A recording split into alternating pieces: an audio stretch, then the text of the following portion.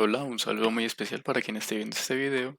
Mi nombre es Michael Heredia Pérez, soy estudiante de Ingeniería Civil de la Universidad Nacional de Colombia, sede Manizales. El video del día de hoy es la continuación de la revisión breve del software FEMDesign. FEMDesign es un software de diseño estructural basado en el método de los elementos finitos y en el video anterior hice una especie de análisis básico sobre el software, especializándose en el análisis de vigas. El día de hoy traigo una especialización del análisis con respecto a placas y losas.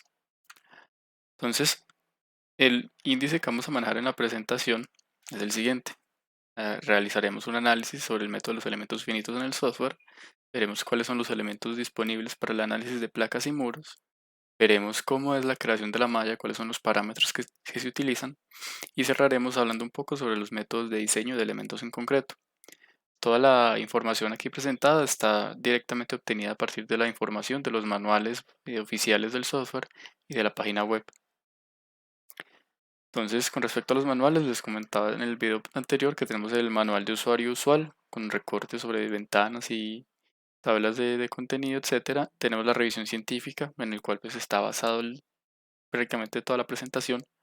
Tenemos la introducción a la interfaz y una cartilla con ejemplos varios. Un breve resumen sobre el método de los elementos finitos en el software FEMDesign es que tenemos lo básico son los tipos de análisis que podemos realizar. Con respecto a los tipos de análisis, pues tenemos el de siempre, el análisis lineal estático de diferentes tipos de estructuras, estático lineal, y ese es el cual nos vamos a centrar en esta presentación. Cabe resaltar que además podemos tener un análisis del segundo orden, tenemos análisis dinámico, sísmico, no lineal y análisis de falla también. En cuanto al análisis estático, vemos que el software lo que hace es solucionar la ecuación K por U igual a Q, donde K es la matriz de rigidez, U es el vector de desplazamientos y Q es el vector de cargas, lo cual es una simplificación al problema real que es K por A menos F igual a Q. El método de los elementos finitos se dispone siempre a solucionar esta ecuación, donde tenemos que K sigue siendo la matriz de rigidez, A es el vector de desplazamientos, F es el vector de fuerzas nodales equivalentes y Q el vector de cargas de equilibrio, también los nodos. Sí, si vemos Q es igual a F más Q minúscula, esa es la simplificación que se hace. Con respecto a los métodos de solución, pues en los métodos de solución tenemos el frontal type y el skyline type, son dos solver con los cuales vemos acá, y si los buscamos en Wikipedia por ejemplo, vemos que son métodos empleados para el análisis de problemas lineales y para el método de los elementos finitos en específico. Esos dos métodos son métodos que se utilizan para optimizar memoria, como podemos ver, is an approach to solving sparse linear systems, y aquí mencionan is a form of sparse matrix storage. Una sparse matrix o matriz esparse, así mal dicho un poco, pero pues la similitud en español, es una matriz la cual me almacena a mí la información, pero no me la da, por decirlo así en pocas palabras. Como sabemos en la parte de la programación nos interesa es conocer los resultados, no nos interesan los desplazamientos y las fuerzas, no nos interesa tanto conocer cuál es la matriz de rigidez como tal del elemento. Por eso es que se utilizan ese tipo de matrices en las cuales el programa almacena de una manera muy liviana toda la información, de manera tal que no es necesaria que el usuario la vea, por lo tanto se ahorra mucha memoria en temas de presentación. Un punto importante para hablar sobre las fuerzas internas es que el elemento pues, lo toma los valores de los nodos y arroja un promedio sobre los valores que se obtienen. Este promedio, pues este valor también se extrapola a sus pares contiguos. Hablando sobre los elementos, tenemos el elemento 2D plate, el elemento de losa plano, el cual únicamente permite calcular efectos de flexión. Este elemento estaba ubicado sobre el plano XY y, como les comentaba, siendo un elemento de losa nos permitiría obtener lo que serían esfuerzos de torsión, flexión y fuerzas cortantes, específicamente esas tres fuerzas internas. El elemento en el software es un elemento serendípito de 8 nodos, en el cual aquí tenemos que para el nodo 5, por ejemplo, este sería su vector de desplazamientos. Tenemos 3 grados de libertad por nodo, los cuales serían el desplazamiento vertical, el ángulo de giro en X y el ángulo de giro en Y. Bueno, cabe resaltar que esta imagen la he hecho yo, esta imagen no está presente en el manual y de hecho el manual no presenta ningún tipo de gráfica, más que una que otra muy precisas donde se muestran convenciones de signos, pero no se muestran como los esquemas de los elementos finitos. Este elemento, la interpolación de los desplazamientos en los nodos se hace de forma cuadrática. Y la relación que tenemos entre esfuerzos y deformaciones es la que tenemos presentada acá para un material ortotrópico. Inicialmente se soportan los materiales ortotrópicos. Los resultados posibles que podemos tener son los desplazamientos y rotaciones en los nodos W, teta de X y teta de Y. Pues en la notación de la literatura tenemos teta de X, teta de Y. En la notación del manual tenemos phi X y phi Y. Podemos obtener los momentos Mx y My que actúan en el plano XY, el momento de torsión MXY, las fuerzas cortantes Tx y Ty, que en la literatura académica se encontrarían como Qx y Qy, y Fz, Bearing Support Surface Distributed Forces.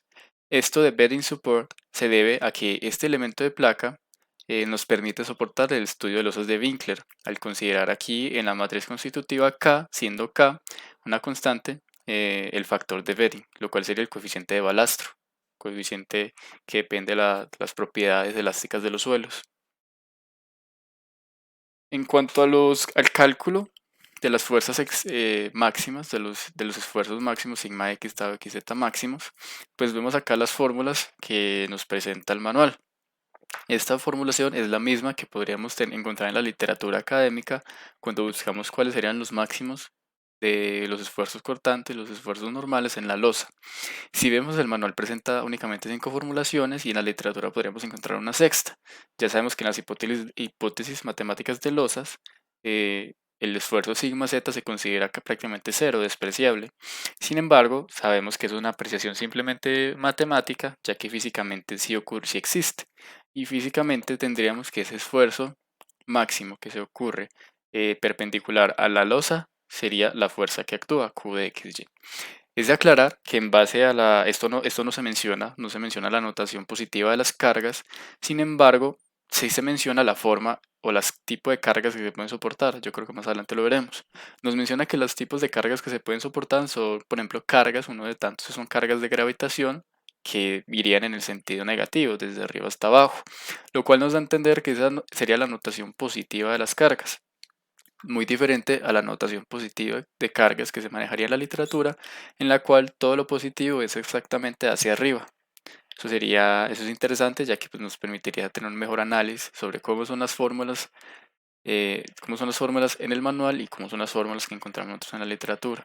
Pero eso, sin embargo, es simplemente una especulación, ya que como digo, no se menciona de lleno, no se da una claridad.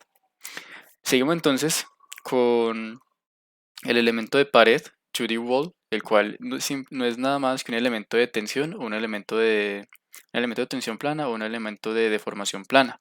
Es un elemento que solamente calcula efectos de membrana, dado que esa es la forma matemática como se deriva. Es un elemento que está ubicado en el plano XY. Yo aquí lo tengo dibujado en el plano XY y lo dibujo de esta manera como para hacer la similitud con el elemento de pared, como para hacer la similitud con una pared. Es válido tanto para el análisis de tensión plana como de deformación plana, como ya mencioné.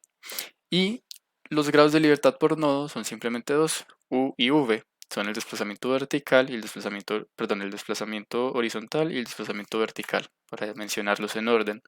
Nuevamente, este gráfico está hecho por mí, el manual no incluye este tipo de gráficos. ¿Qué más podemos comentar sobre este elemento? Es un elemento que también es serendípito de 8 nodos. Únicamente tenemos la posibilidad de trabajarlo con 8 nodos.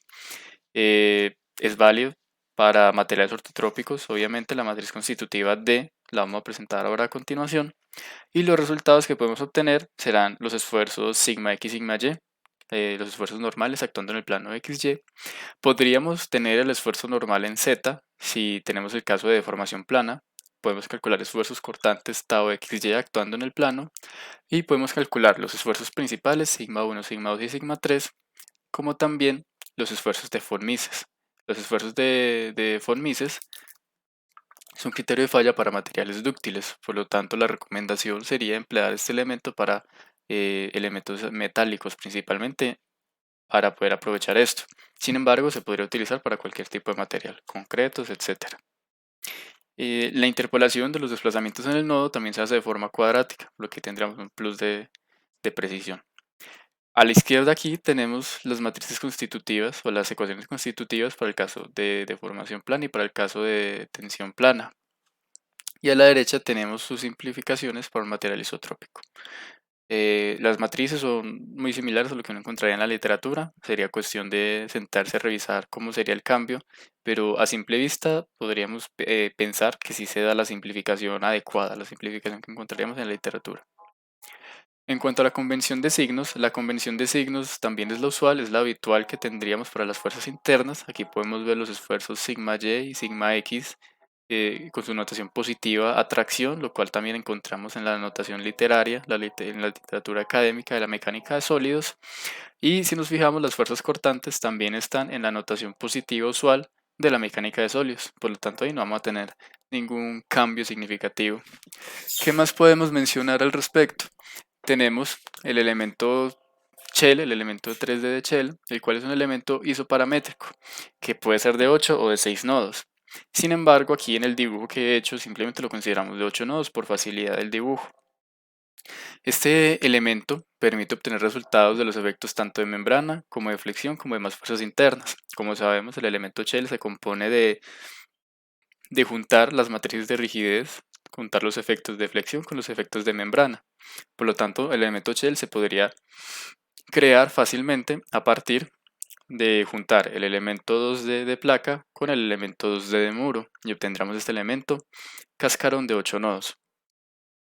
El elemento shell que maneja el software presenta un nodo adicional en el centro, un noveno nodo, el cual, como se menciona acá, ese nodo es únicamente leído por el código, el usuario no lo ve ni lo puede interpretar. Ese es un elemento adicional que se incluye para evitar los efectos de shear locking y membrane locking, para evitar los efectos de bloqueo por membrana y por efectos de cortante, lo cual son dos problemas muy usuales y siempre están presentes en el método de los elementos finitos cuando se habla de la teoría, cuando se habla de teorías avanzadas, de teorías para vigas gruesas y para vigas y para losas gruesas, perdón. ¿Qué más podemos mencionar? Los elementos, el elemento finito, como vemos aquí para el nodo 5, por ejemplo, tenemos el siguiente vector de desplazamiento. Ese vector o de grados de libertad está constituido por los tres desplazamientos en x, en y y z, u, w, y tres rotaciones, θ, x, θ, y, θ, z. Ahora, es muy importante que recordemos que para la teoría de los elementos cascarón se manejan diferentes sistemas coordenados. Si nos vamos para la parte literaria, en la literatura, el elemento shell únicamente tiene 5 grados de libertad. Se omitiría este W. Esto ocurre porque nosotros lo tenemos definido en un espacio coordenado en el cual Z es perpendicular al plano. Por lo tanto, ese ángulo θz nunca existiría, ya que asumimos que el elemento es plano. Sin embargo, una vez que nosotros nos llevamos este elemento finito al sistema de coordenadas globales, x, y, z mayúscula, pues ahí sí encontraríamos los 3 grados de libertad de cada desplazamiento, u, v, w. Eso es un poco que vale la pena revisar en los libros. Les recomiendo, por ejemplo, el libro de Oñate 2013, la versión en inglés, el segundo tomo. Con respecto a estos sistemas coordenados, el software los maneja de una manera muy similar a como se encontraría en la literatura. Tenemos que las coordenadas nodales, las cargas, algunas cargas como peso propio y desplazamientos nodales se manejan en un sistema coordenado XYZ global, las fuerzas internas en un sistema XYZ minúscula local, y si tenemos un material ortotrópico tendremos dirección de masas ortotrópicas, que es en un sistema RSZ, siendo Z coincidente con el vector de fuerzas internas, como veríamos acá en este gráfico. Este gráfico sí está presente en el manual. Nuevamente, los sistemas coordenados en el elemento shell pueden causar un poco de dudas, dificultades, por lo tanto yo recomendaría que quien esté viendo este video y quiera profundizar un poco, revisar un libro sobre elementos finitos. Sin embargo, lo que yo puedo decir es que el sistema de coordenadas es el adecuado y no se sale para nada de la teoría como si ocurría en el caso de las vigas, que recordemos en el video anterior mencionaba que las vigas, los elementos finitos eran completamente diferentes a los que uno encontraría en la literatura.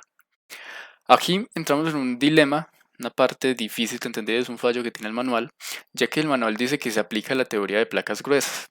Sin embargo, luego en un siguiente párrafo menciona que todo esto es debido a que los desplazamientos de Kirchhoff, las hipótesis de Kirchhoff-Love, pues son las hipótesis necesarias para obtener los mejores resultados en el desplazamiento. Y aquí hay un problema de confusión, ya que, como menciono acá, nosotros en teoría de placas tenemos dos teorías, la de placas delgadas y placas gruesas. Las placas delgadas son las que manejan la teoría de Kirchhoff-Love y las placas de teorías gruesas son las que manejan la teoría de Mindlin o la teoría de Reisner. Esto es muy importante notarlo ya que ambas son muy diferentes en su formulación, ya que Mindlin y Reisner permiten las deformaciones angulares en la sección transversal de un plano perpendicular al eje neutro de la losa, mientras que la teoría de Kirchhoff no. La teoría de Kirchhoff es el símil a la teoría de Euler-Bernoulli de vigas, en la cual la sección transversal se mantiene plana y ortogonal una vez deformada. Mindlin es lo contrario. ¿Sí? Entonces, al no saber con exactitud cuál es la teoría que se aplica, pues esto no es ningún argumento. Hay una incongruencia de concepto en cuanto a la teoría que se maneja para el elemento finito shell. Ahora, ¿qué posibilidades tendríamos para este elemento finito shell? Como mencionaba, el nodo 9 es un elemento, digámoslo así, entre comillas, imaginario, que solamente lo lee el software. Este elemento, la función de forma del elemento es una bubble function, es una función burbuja, la cual es muy usual y en especial la configuración de este elemento con ese noveno nodo es muy similar al elemento finito heterosis QHT propuesto por Hughes.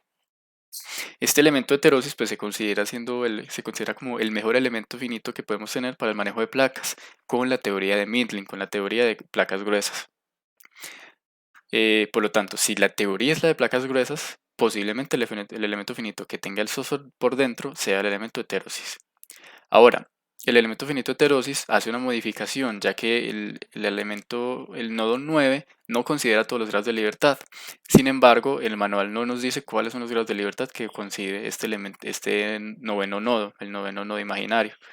Por lo tanto, yo diría que hace falta mucha más precisión en cuanto al análisis o en cuanto a la información detallada que tenemos sobre los elementos finitos. Otra posibilidad es que el elemento finito de Shell sea el DKQ propuesto por Batos. Sin embargo, este elemento DKQ funciona bajo la teoría de Kirchhoff, no bajo la teoría de Milne o de Reisner. Por lo tanto, tampoco hay exactitud, porque si la teoría realmente es la de Kirchhoff, podría ser el elemento DKQ. Sin embargo, aquí tenemos la falla que nos dice que se aplica a la teoría de placas gruesas. No hay claridad al respecto, por lo tanto no podemos afirmar nada más que especulaciones. Y es una recomendación que yo haría si alguien vería este video por la parte de la casa de Strusov, que se hiciera una reformulación del manual y se revisaran todos estos fallos, ya que incongruencias como esta pues le resta validez al software. Si uno como ingeniero no sabe lo que está haciendo el software, es muy difícil creer en los resultados, aunque sean correctos. ¿Qué más podemos decir? Sobre el elemento finito 3D de Shell de cascarón, también nos permite analizar problemas de Winkler. Recordemos que la losa de Winkler es una losa de cimentación, en pocas palabras, con las cuales nosotros podemos estudiar el empuje que realiza el suelo o la reacción que tiene el suelo en una losa de cimentación, por ejemplo. Aquí nos dice que es posible considerarlo para el análisis, siendo pues aquí Winkler el modelo de una losa apoyada sobre una superficie elástica, ejemplo, losas de cimentación, y además que consideramos una variación lineal del bedding factor o el coeficiente de balastro. Yo lo pongo aquí entre comillas, ya que por interpretación podría decir que nos referimos a este concepto, el coeficiente de balastro. Sin embargo, no pude encontrar una traducción certera de a lo que se refería. Por intuición, y dado que se menciona el modelo de Winkler, yo asumiría que hablamos de coeficiente de balastro y de losa de cimentación. Sin embargo, ya no es tanto un problema manual, sino una dificultad en cuanto a la comunicación de los dos idiomas, ya que eso le vuelve un lenguaje muy técnico. Podemos mencionar aquí que the thickness of the element can vary linearly, lo cual nos dice que hay una variación lineal posiblemente del espesor del elemento finito de cascarón. Esto nos llevaría a pensar también que podríamos tener la consideración de que el elemento finito es un degenerado del cascarón, el elemento finito degenerado de cascarón para trabajar, el cual tampoco hay mucha claridad al respecto. Entonces no podríamos asumir si es que hay una teoría diferente para el análisis de placas o tenemos una teoría específica que nos habla sobre el elemento degenerado de cascarón. Nuevamente son muchísimas dudas que deja el software al aire. Ahora, ¿a qué se pueden deber todas estas dudas? Se podrían deber a que el software es un software FEM-Design, especializado en diseño estructural, no tanto en el método de los elementos finitos. Por lo tanto, al no ser un software especializado en el método de los elementos finitos, puede que no le preste mucha atención a esto. Por eso es que observamos que los elementos finitos anteriores mencionados solo vienen, por ejemplo, el elemento finito de placa y el elemento finito de pared, vienen especificados en 8 nodos nada más. No hay manera de variar la cantidad de nodos, perdón, dentro del elemento.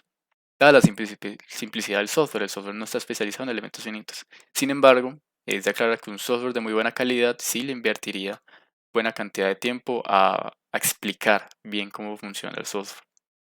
El elemento 3D de Shell, vemos aquí su relación constitutiva. vemos la matriz constitutiva por un material ortotrópico y además tenemos una consideración adicional para expansiones térmicas, las cuales en un material isotrópico pues se simplificarían a lo que vemos acá, las cuales son las simplificaciones usuales que encontraríamos en la literatura académica. Aquí pongo un mensaje de que esta es la formulación de los nodos en coordenadas locales. Fíjense que los nodos aquí están los eh, esfuerzos sigma r, sigma s y tres cortantes. Eso está en el sistema de coordenadas locales, no del elemento finito como tal. En cuanto a los resultados que podemos obtener desplazamientos y rotaciones en el sistema de coordenadas globales x, y, z. Vemos aquí que podemos tener 8 fuerzas internas y 5 esfuerzos, los cuales se presentan acá. Tendríamos los momentos flectores, los momentos torsionales, las fuerzas de corte, fuerzas cortantes y fuerzas de membrana. Aquí, respecto a la convención, esta gráfica sí la presenta el manual, tendríamos lo siguiente. Si nos fijamos acá a la derecha, bueno, estos gráficos inferiores que están en naranja no están incluidos en el manual, son parte de la literatura académica que se presentan acá para complementar el tema. La convención de las fuerzas de cortante, Tx y Ty, si las vemos acá, concuerdan con las que encontraríamos en la literatura. Si este es el eje X, acá lo dibujaríamos siguiendo el símil de este. Si este es el eje X y aquí encontramos el eje Y, vemos que ambas fuerzas cortantes se van en la dirección superior, o sea que van para arriba. Por el lado trasero, pues irían para abajo, para mantener el equilibrio. ¿Qué podemos pensar acá sobre los momentos?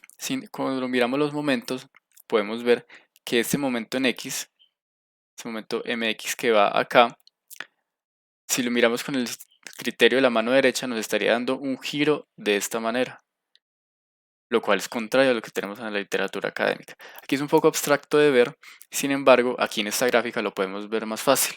Como podemos ver, si este es el eje XY y lo rotamos a verlo 3D, obtendremos aquí los ejes X y Y. Por lo tanto, esta cara de frente que tenemos acá y esta cara que tenemos acá serían estas dos caras de acá. Espero pues que sea fácil de entender, sin embargo, es un poco más abstracto, un poco de análisis de imagen lo que tenemos acá.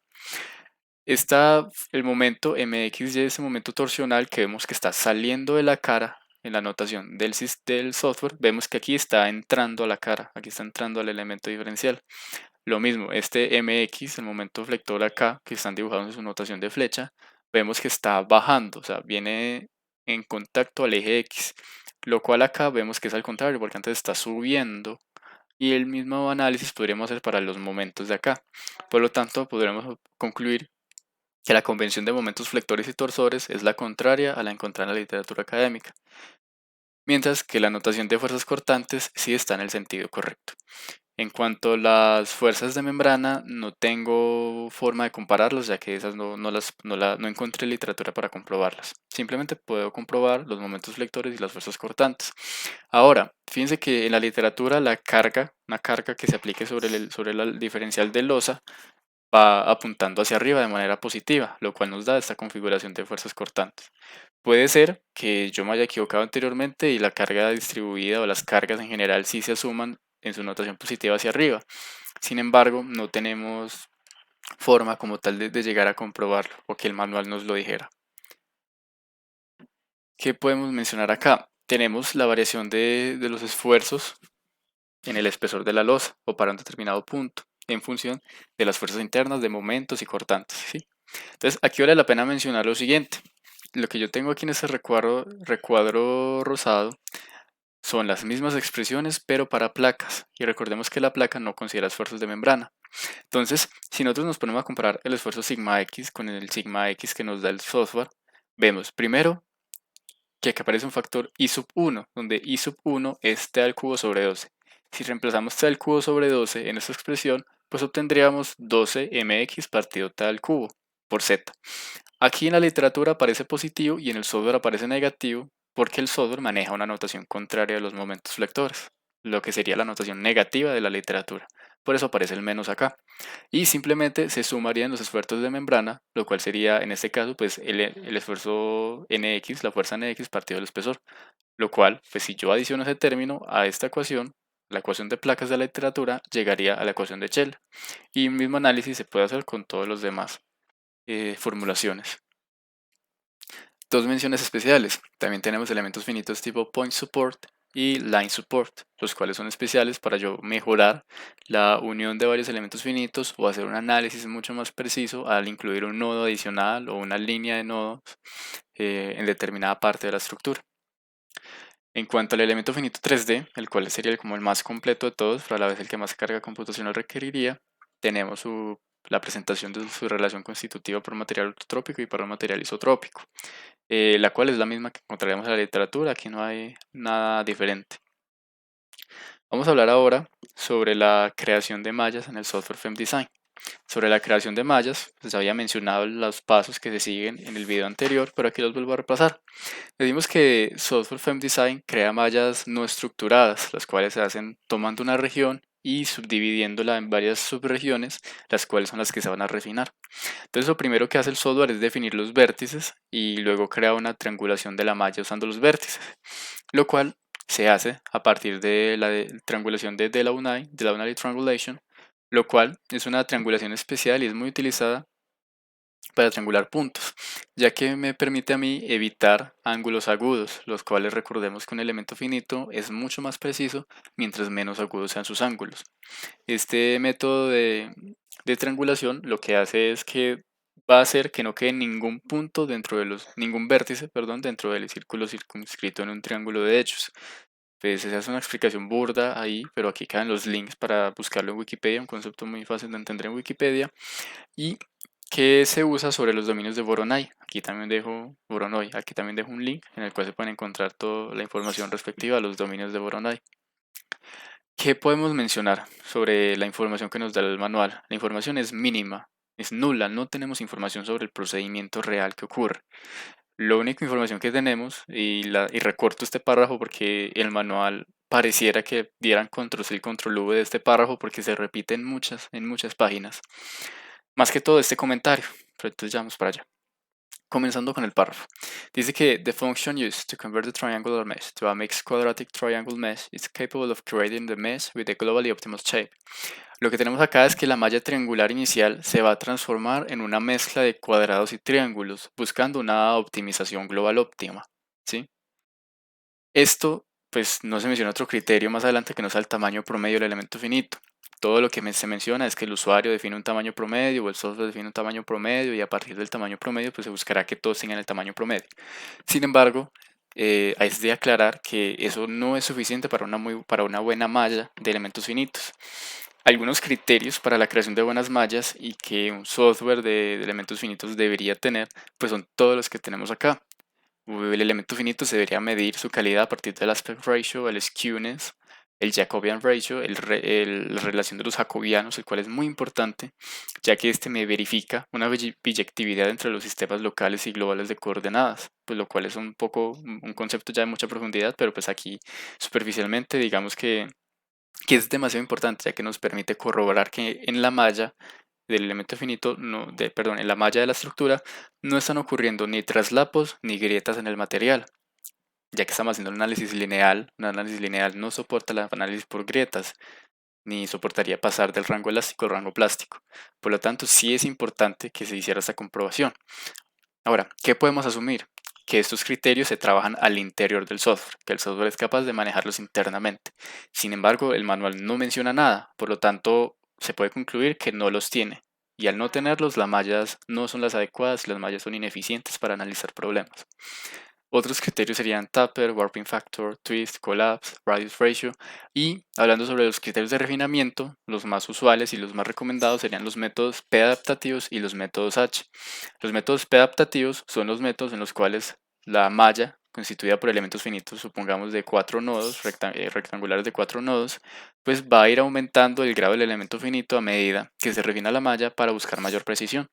Y los métodos H son métodos en los cuales la malla se va a ir refinando específicamente en las zonas críticas, pero lo va a hacer de una manera continua, sin generar lo que vamos a ver más adelante, que también es un error garrafal, me parece a mí, en cuanto a la creación de mallas del software. Bueno, se menciona que esto implica resolver un problema lineal de programación, que en matemáticas se conoce como un problema de asignación, an assignment problem. También dice que nuestros matemáticos han desarrollado nuevos procedimientos para encontrar la forma óptima para resolver ese tipo de problemas. Y esto la verdad que es un sinsentido porque es una información que no aporta.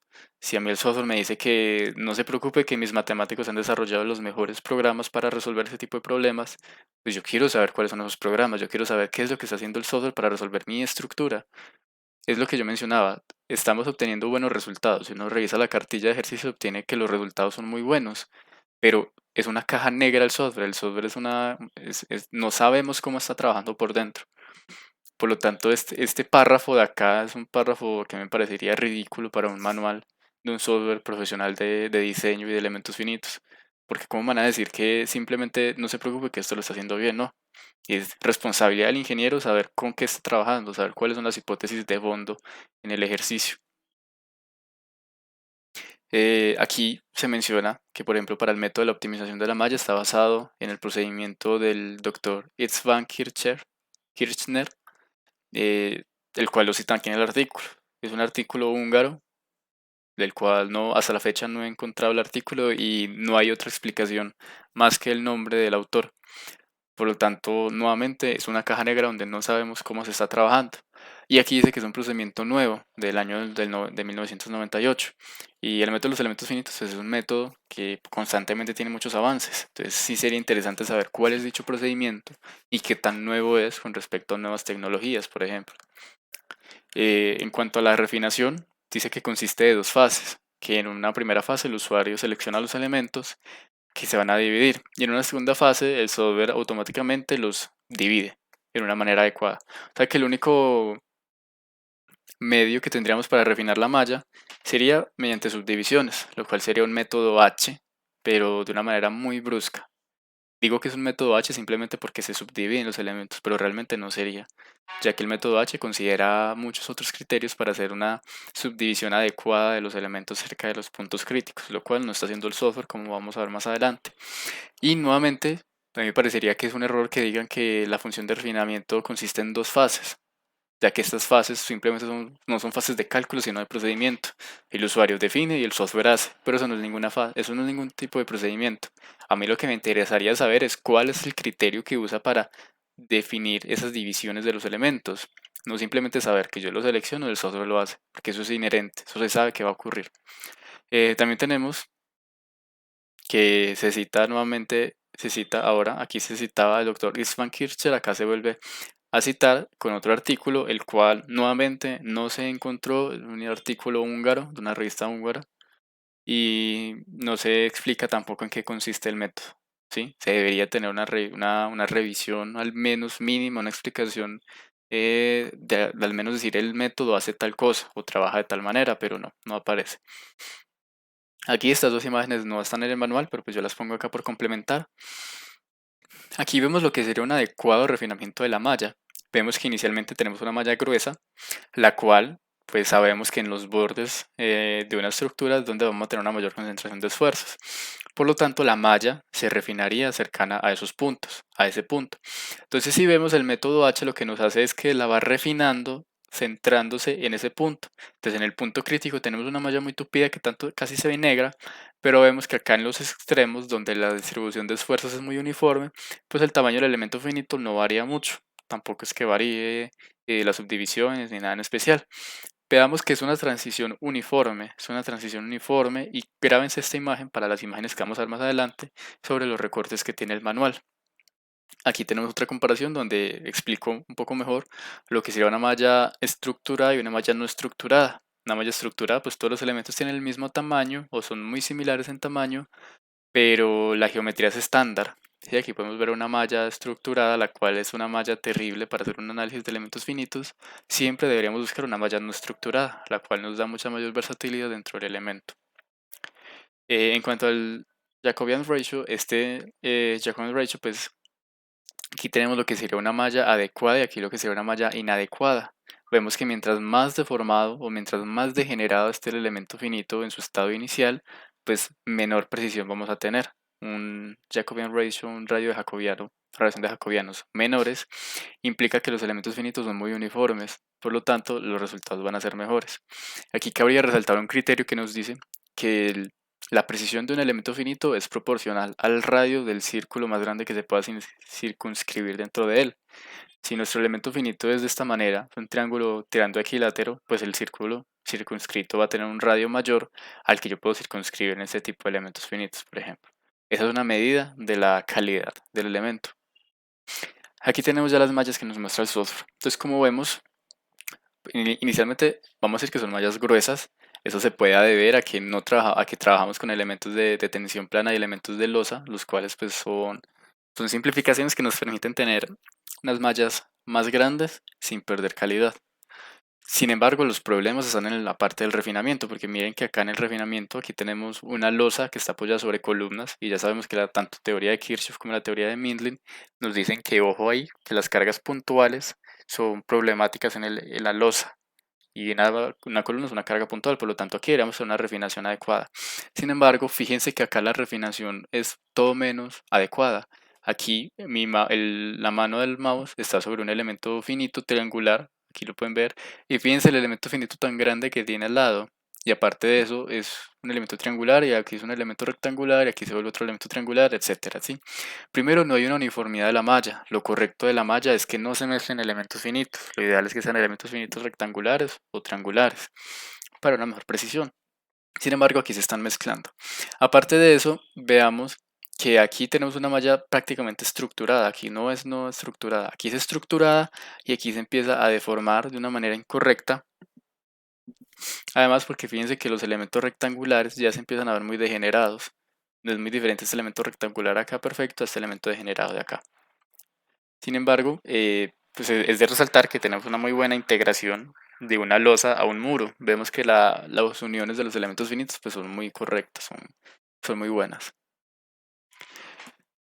Modificando la posición de los nodos, y esto es una función que a mí me parece crítica, ya que si vemos acá tenemos la malla estructurada, no veo porque el software dice que produce mallas no estructuradas y inicialmente todas son estructuradas, y aquí tenemos como las deforma. O sea, el usuario podría seleccionar los nodos y decir a dónde quiere llevarlos, como por decir, refinar manualmente. Sin embargo, veamos los efectos que esa refinación manual trae.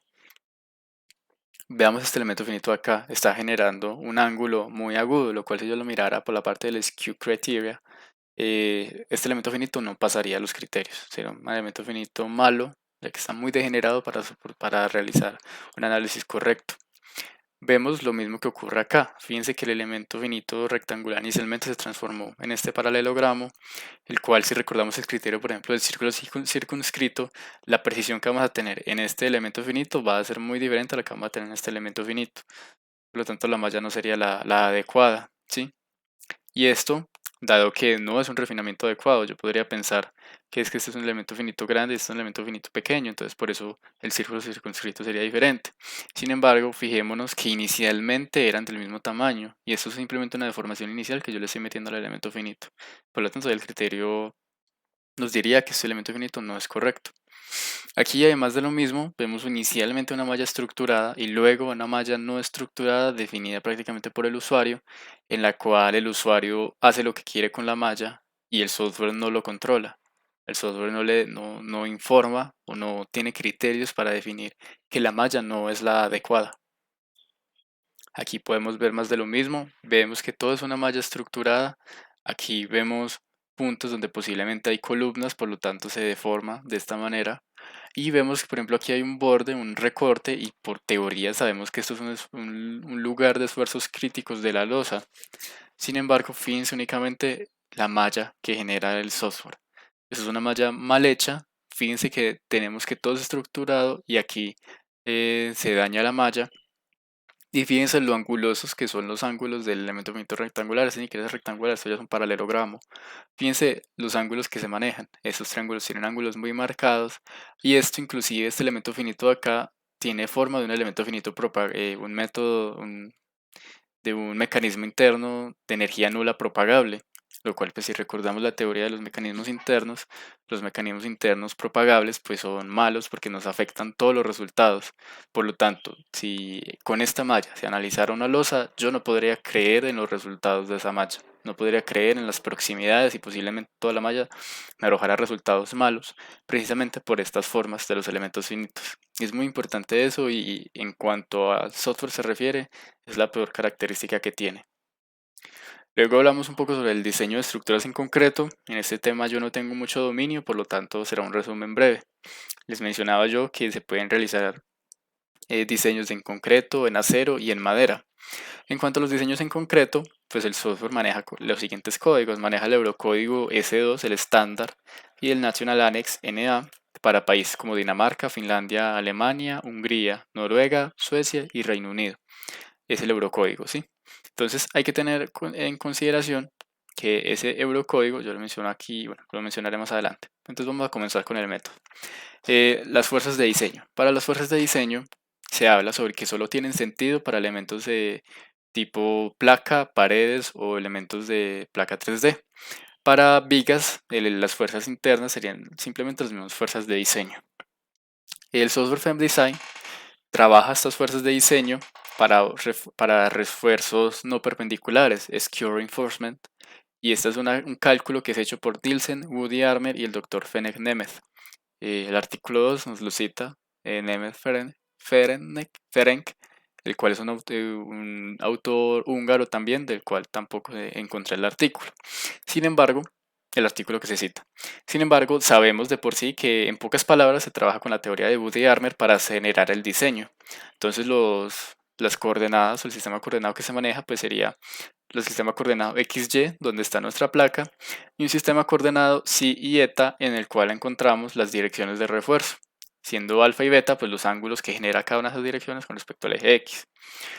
Consideramos las fuerzas internas MX, MY y MXY, momentos flectores y momentos torsores, y lo que obtendríamos serían unos momentos de diseño, los cuales serían los momentos de Wood y Armer.